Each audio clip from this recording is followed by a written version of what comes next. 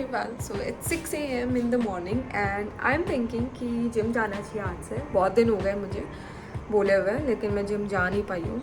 तो आज थोड़ा आधा घंटे 40 मिनट्स कुछ वर्कआउट करके आते हैं. आज 6 बजे उठ गई थी मैं एंड नॉर्मली मैं इतना जल्दी नहीं उठती हूँ. इट कम्प्लीटली डिपेंड्स कि अगर मुझे कहीं पे 8-9 बजे जाना है तो मैं 7 साढ़े 7 के बाद उठूँगी. कहीं पे मुझे अगर 7 बजे रिपोर्ट करना है तो शायद मैं 6:45 उठ के फटाफट से ब्रश करके मुँह धो के एंड भाग जाऊँ रेडी होके. लेकिन आज मेरे पास टाइम भी खूब था, लेकिन फिर भी मैं थोड़ा जल्दी उठी, 6 बजे उठ गई थी. और आज मुझे जिम जाके देखना था, एक बार जिम में ट्राई करना था कि मैं क्या कर सकती हूँ और क्या जिम मेरे लिए बना है. लाइक योगा मैट्स भी थे वहाँ पे, तो बैकअप वही था मेरा कि अगर मैं जिम में कुछ नहीं यूज़ कर पाई तो मैं योगा करके आ जाऊँगी. तो यहाँ पे मैं शूज़ भी नहीं पहन के आई थी, बट स्टिल मैंने सोचा कि चलो कुछ तो करके जाएं. जिम में आए हैं तो ट्रेडमिल रखी हुई थी यहाँ पे एंड मेरी लाइफ में पहली बार मैंने ट्रेडमिल यूज़ की. 10 मिनट के लिए ही यूज़ की. डिफरेंट जो भी सेटिंग्स होती है वो सब देखा. तो बेसिकली एक फ़र्स्ट एक्सपीरियंस यहाँ पे मैंने लिया एंड इट्स कूल. लाइक मैंने अगर शूज़ पहने होते ना तो डेफिनेटली मैं ऐसे और ज़्यादा देर के लिए ट्राई कर सकती थी. तो मेरा एक्सपीरियंस तो अच्छा ही था यहाँ पे, लेकिन 10 मिनट के बाद ही काफ़ी थकान हो गई थी मुझे ऑनेस्टली बताऊँ तो फिर मुझे लगा कि मुझे योगा करना ज़्यादा रिफ्रेशिंग रहेगा मेरे लिए. एंड अच्छी खासी स्पीड पे भी मैंने ट्राई किया था ट्रेडमिल को. मतलब जितनी भी सेटिंग्स होती है सब मैंने ट्राई की थी जस्ट फेमिलियर होने के लिए मशीन से. एंड उसके बाद थोड़ी देर 5 मिनट बैठने के बाद मैंने सोचा कि अब हम योगा सेशन करते हैं.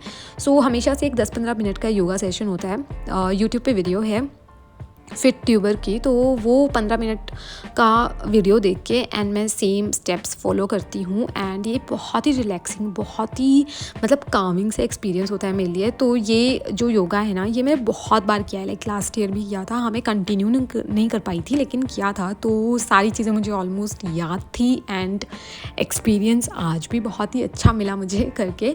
तो योगा करना इज़ डेफिनेटली माई थिंग. सुबह सुबह अगर मुझे कोई बोले कि जिम कर लो या फिर योगा कर लो तो मैं योगा ही चूज़ करूँगी. ऑल्दो मैं दोनों ही चीज़ें नहीं कर पाती हूँ डे टू डे बेसिस पे, लेकिन इन फ्यूचर जब भी मतलब जैसे भी करके अगर मैं मेरी लाइफ को ट्रैक पे ला पाई तो डेफिनेटली योगा मैं करूँगी. एंड उसके बाद मैं बाहर आई यार, तो यहाँ पे बहुत अच्छी बात है. मतलब हमारा जो हॉस्टल कैंपस है, इवन कॉलेज कैंपस, बहुत सारे फूल हैं यहाँ पे, बहुत ग्रीनरी है. तो सुबह के टाइम आप जल्दी उठे हो, कोई नहीं उठा है. एंड उसके बाद जो ग्रीनरी एंड जो ये सब चीज़ें व्यू वगैरह देखने को मिलता है ना, ये अपने आप में ही इतना रिलैक्सिंग है. एंड अभी तो मैं योगा वगैरह करके आई थी तो काफ़ी रिफ़्रेश्ड फील कर रही थी. अब मैं जाके नहाने वगैरह वाली हूँ, क्योंकि जिम किया फिर योगा किया, वहाँ पे थोड़ी गर्मी भी थी तो वैसे ही मेरे को स्वेटिंग हो गई काफ़ी. मैंने आज जिम बेसिकली कुछ किया नहीं है, ठीक है, लेकिन मैंने क्या किया है, योगा किया है. योगा का एक मैं जो पहले भी एक सेशन करती थी ना हमेशा, वो पूरा 15-20 मिनट्स का एक सेशन होता है योगा का, वो पूरा किया है. एंड बहुत अच्छा फील होता है उसको करने के बाद हमेशा ही. सो इसके बाद मैंने सोचा कि रूम को भी थोड़ा संवार लेते हैं. लाइक इतना मैस इकट्ठा हो जाता है मेरे रूम में. धुले हुए बर्तन पड़े हुए हैं, उनको मुझे सही जगह पे रखना है. उसके अलावा बर्तन ऐसे भी काफ़ी हैं जिनको मुझे धोना है अभी. सो ये सारा चीज़ भी मैंने सोचा कर लेते हैं एंड माइंड को मेरे को और इससे कंफर्ट मिलेगा फॉर श्योर. तो फिर मैंने अपने सामान वगैरह को सही से सेट किया. तो इससे बेटर यार मॉर्निंग रूटीन कुछ हो ही नहीं सकता. To be very honest, I am a kind of person जिसको अपना रूम साफ़ चाहिए, अपना वॉशरूम साफ़ चाहिए, अपना सारा सामान अपनी जगह पे चाहिए एंड सब कुछ सॉर्टेड चाहिए बेसिकली, है ना. तो मेरे लिए तो ये जो मॉर्निंग रूटीन है जिसमें मैं थोड़ा जल्दी उठ जाऊँ, सारा काम कर लूँ, एक्सरसाइज भी कर लूँ, तो इससे बेटर और कुछ भी नहीं हो सकता. तो अब यहाँ पे मेरे को बर्तन वगैरह भी वॉश करने हैं, वो मैं वॉश करने वाली हूँ. तो अभी मैं बर्तन वगैरह धोती हूँ और खुद भी नहाती हूँ, ब्रश करती हूँ, ये सारा काम करती हूँ. फिर फटाफट से तैयार होते हैं, तैयार होके मेस जाते हैं. मेस जाने के बाद पोस्टिंग पे तो मेरे को 11 बजे के बाद ही जाना है. तो रेडी मैं यहाँ पे हो गई थी एंड स्क्रब्स पहने हैं मैंने. स्क्रब्स पहन लो ना तो पूरे दिन के लिए सॉर्टेड हो आप. मतलब थोड़ा जल्दी भी पहन लो ना उठ के, तो उसमें भी मैं अपने रूम के काम कर सकती हूँ. अभी तो मैं जा रही थी पोस्टिंग पे एंड फिर पहले तो मैंने ब्रेकफास्ट किया एंड पाव भाजी मिली थी ब्रेकफास्ट में. फिर मुझे जाना था पोस्टिंग पे. पोस्टिंग पे ज़्यादा कुछ मैं चीज़ें रिकॉर्ड नहीं कर पाती हूँ आजकल. एंड फिर पोस्टिंग से वापस आके ही रिकॉर्डिंग जो है मेरी वापस स्टार्ट होती है. रीज़न उसका यही है कि ऐसी ऐसी जगह पोस्टिंग चल रही होती है जहाँ you are not allowed to record, या फिर एथिकली इट्स नॉट राइट कि आप रिकॉर्ड करो, क्योंकि पेशेंट्स की हालत इतनी सही नहीं होती है कि आप फ़ोन निकालो एंड रिकॉर्ड करो and you don't even get time for like recording and all. Hello everyone, तो आज है 5th सितंबर एंड आज जो मेरी वीडियो आएगी, आज ये व्लॉग वाली वीडियो तो नहीं आएगी। आज मैं पोस्ट करने वाली हूँ, मैंने एक दूसरी वीडियो बनाई है प्राइवेट कॉलेज से रिलेटेड। आप लोगों को बहुत सारे डाउट्स थे, लाइक प्राइवेट से MBBS करना चाहिए नहीं करना चाहिए। मैंने पहले भी एक वीडियो पोस्ट की है और उस पर ही बहुत सारे डाउट्स आए थे, तो एकदम बहुत ही क्रिस्प, बहुत ही ब्रीफ में मैंने समझा दिया है कि क्या करना चाहिए क्या नहीं करना चाहिए। बहुत लंबी वीडियो नहीं बनाई है, तो वो वीडियो आज आ जाएगी। एंड उसके अलावा अभी सुबह मैं उठी, सुबह उठ के मैंने योगा सेशन किया। ऑल्सो मैंने ये फ़ैन बंद कर दिया है, तो डिस्टर्बेंस थोड़ी कम हो गई है। अब मैं आप लोगों के साथ कुछ चीज़ें शेयर करना चाहती हूँ। तो ICU में मेरी पोस्टिंग चल रही है ना, तो ICU में बहुत ही क्रिटिकल केसेस आते हैं। ICU का full form is intensive care unit. तो जिनको बहुत ही इंटेंस केयर की ज़रूरत होती है, जो बहुत ही क्रिटिकल होते हैं, वही पेशेंट्स ICU में आते हैं। मैं एक केस के बारे में डिस्कस करने वाली हूँ, जो कि होता है ड्रग रिएक्शन। ठीक है, बहुत सारे ऐसे ड्रग्स होते हैं, drugs in the form of medicine. जब हम कोई दवाई लेते हैं, जब हमें कोई प्रॉब्लम होती है, तो कुछ ऐसी दवाइयाँ होती हैं जिनसे किसी इंसान को रिएक्शन हो सकती है। हर किसी को रिएक्शन नहीं होगी, ठीक है, हज़ारों में किसी एक को हो जाती है, हमें नहीं पता होता वो किसको हो सकती है। तो ड्रग रिएक्शन की एक लेडी आई थी। एंड अब मैं पूरा केस सिनेरियो अगर मैं बताऊँ, तो हम हमेशा से पढ़ते हैं, एक होता है TEN, ठीक है, 10 होता है स्टीवन जॉनसन सिंड्रोम। ये पूरा क्लासिफिकेशन होता है। तो पहले तो हमने सोचा था उनको TEN ही है, दैट इज़ टॉक्सिक एपिडर्मल नेक्रोलाइसिस।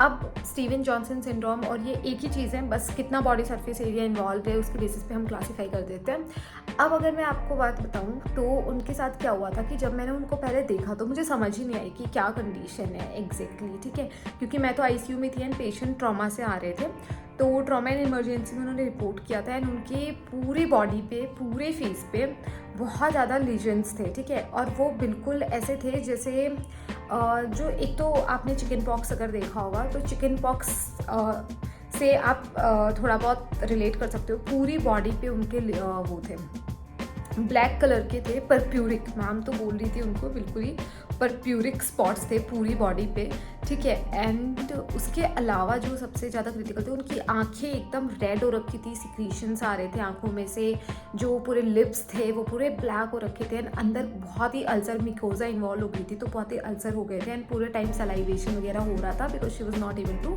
कुछ ज़्यादा स्वॉलो नहीं कर पा रही थी। ऑल्दो उनका फेरिंग्स इतना इन्वॉल्व नहीं था, वह सिर्फ और सिर्फ ओरल कैविटी ही इन्वॉल्व थी, लेकिन फिर भी उनका सलाइवेशन एंड सिक्रीशंस पूरे आए जा रहे थे।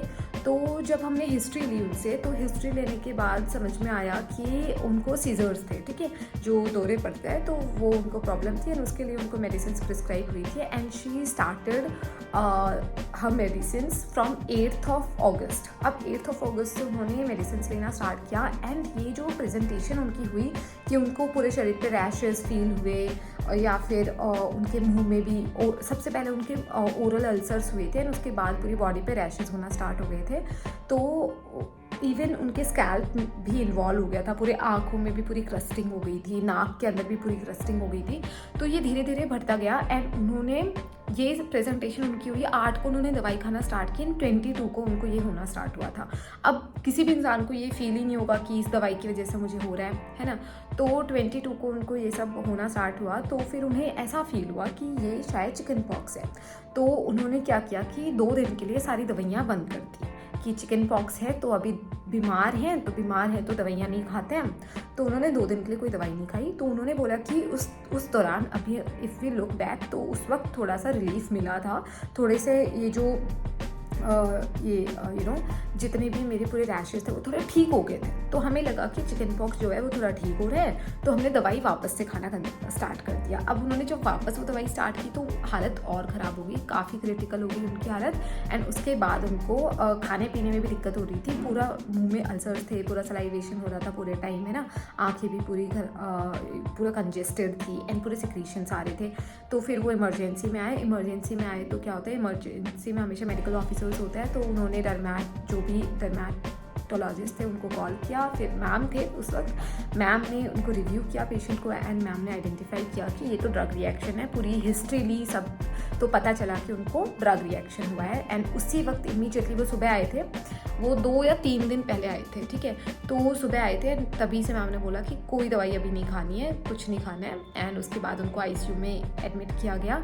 आईसीयू में एडमिट करके हमने उनको ओरली हमें कुछ नहीं देना था उनको, क्योंकि ओरल अल्सर्स थे तो और हालत ख़राब होती, इसलिए हमने राइल्स ट्यूब डाली उनको। एंड फीडिंग उस ट्यूब के थ्रू ही होती है, जो नाक से होके पेट में डालते हैं, तो उसी से फीडिंग स्टार्ट हुई उनकी। उनको आईवी फ्लूइड्स देने स्टार्ट किए। उसके अलावा उनकी जब डिटेल हिस्ट्री ली एंड उनको कुछ कुछ ऑइंटमेंट्स भी लगाते हैं, तो मुझे एग्जैक्टली पता नहीं है। मैंने मैम के साथ पूरा क्लिनिकल एग्जामिनेशन वगैरह किया था, उनकी पूरी बॉडी पे रैशेस थे। एंड उसके बाद क्लिनिकल एग्जामिनेशन एंड पूरा ग्रेडिंग वगैरह देने के बाद ये हमने सोचा स्टीवन जॉनसन सिंड्रोम ही है। उनकी हालत इतनी क्रिटिकल भी नहीं थी जितनी TEN में हो सकती है, ठीक है, 10 में जितनी हो सकती है उनकी नहीं थी। तो स्टीवन जॉनसन सिंड्रोम ही था उनका, मतलब वो सेफर साइड में थी बहुत ज़्यादा। इवन ऐसे अगर बहुत सीवियर केसेस ऐसा होता है तो उसमें डेथ भी हो सकती है, तो उसके लिए एक स्कोरिंग सिस्टम होता है। एंड स्कोरिंग के बेसिस पे हम देखते हैं कि कितना % मॉर्टेलिटी के चांसेस है। तो वो काफ़ी सेफर साइड में थी। एंड अभी मैं आपको एक चीज़ बताऊँ, सबसे बेस्ट पार्ट ये था इस चीज़ का कि जब मैंने अब उनको कल देखा, कल मैं अपनी पोस्टिंग पे गई, लाइक परसों देख के मैं आई थी एंड कल गई, जब मैं कल मैं इवनिंग में ही गई थी। ओह माय गॉड, उनमें जो उनकी हालत में सुधार था, लाइक 70% वो ठीक हो गई हैं। पूरी आंखें एकदम नॉर्मल हो गई हैं, उनके पूरे फेस पे जो भी रैशेस थे एकदम ठीक हो गए हैं। मतलब एकदम मैजिकल सा लगता है ये चीज़ मुझे। एंड मैंने कभी ऐसा देखा नहीं, बुक्स में हमने पढ़ा है कि क्या करना है क्या नहीं करना है कैसा होता है, लेकिन मैंने इतना मैजिकल इम्प्रूवमेंट कभी देखा नहीं अपनी आंखों के सामने। एंड इतना मैजिकली वो इम्प्रूव हुई है। एंड इसमें सबसे ज़्यादा रोल, देखो आईसीयू में उनकी केयर हो रही है वो तो है ही, लेकिन सबसे इम्पॉर्टेंट इसमें रोल है कि वो मेडिसिन स्टॉप करने से, सिर्फ और सिर्फ वो मेडिसिन स्टॉप करने से उनकी हालत में इतना ज़्यादा सुधार जो है वो आ चुका है। तो यही मुझे एक चीज़ थी, यही एक केस था जो मुझे काफ़ी इंटरेस्टिंग फैसिनेटिंग लगा, जो मैंने अपनी लाइफ में फ़र्स्ट टाइम देखा एंड मेरे को आप लोगों के साथ शेयर करना था। आपको ये केस कैसा लगा? आपको ये इन्फॉर्मेशन या इस टाइप की अगर मैं केसेस के बारे में शेयर करूँ तो कैसा लगेगा? Late me no. बाकी इसके बाद तो मुझे थोड़ी देर पढ़ाई करने का टाइम मिला, तो मैंने सोचा चलो पढ़ाई कर लेते हैं। थोड़ी देर मन भी हो रहा था पढ़ने का। मोस्ट ऑफ द डेज मेरे इतने प्रोडक्टिव, इतने अच्छे नहीं होते हैं, बट आज का दिन अच्छा था एंड इसलिए मैंने सोचा कि आप लोगों को भी मोटिवेट करने के लिए मुझे ये वीडियो शेयर करना चाहिए। लेकिन इट डज़ंट मीन कि मेरा हर दिन ऐसा होता है। मैं भी एक ह्यूमन बीइंग हूँ, मैं कोई आइडियल इंसान नहीं हूँ। मैं जिम में भी उस दिन पहली बार गई थी, उसके बाद मैंने योगा किया है बट अपने रूम में ही किया है। सो रूम में ही फॉर श्योर मैं कोशिश कर रही हूँ कि थोड़ा और जल्दी उठूँ, अपने लिए टाइम बनाऊँ, योगा वगैरह हर दिन करूँ।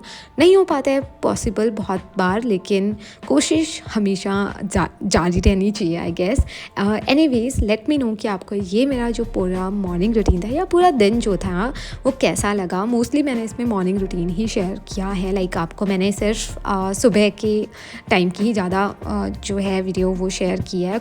मोस्ट ऑफ द टाइम जो है मेरा उसके बाद वो पोस्टिंग में ही बीता है, आईसीयू में ही बीता है, जो वो मैंने शेयर नहीं किया है। जब मेरे लिए टाइम मिला एंड आज जब मैं दिन में मैं रूम पे रहने वाली थी तो मैंने क्या किया वो मैंने शेयर किया है। एंड उसके बाद देखो मैंने पढ़ाई करने के बाद जो वीडियो की मैं बात करी थी प्राइवेट कॉलेज वाले की, तो उसके लिए मैंने थंबनेल भी बनाया। लेट मी नो ये थंबनेल कैसा लग रहा है। मैं थोड़ी सी अपनी एडिटिंग स्किल्स भी अच्छी करने की कोशिश कर रही हूँ। कोई सजेशन हो तो please let me no. And आप लोगों ने ना अभी ये वीडियो जब आएगा तो तब तक उस वीडियो पर अच्छे खासे व्यूज़ भी हो चुके हैं। लाइक आप लोगों को प्राइवेट कॉलेज वाली वीडियो काफ़ी अच्छी लगी। So thank you so much for all the love, all the support and keep supporting. अगर वीडियो पसंद आई हो तो make sure to like, share and subscribe to my channel for more such videos. Till then bye bye, take care.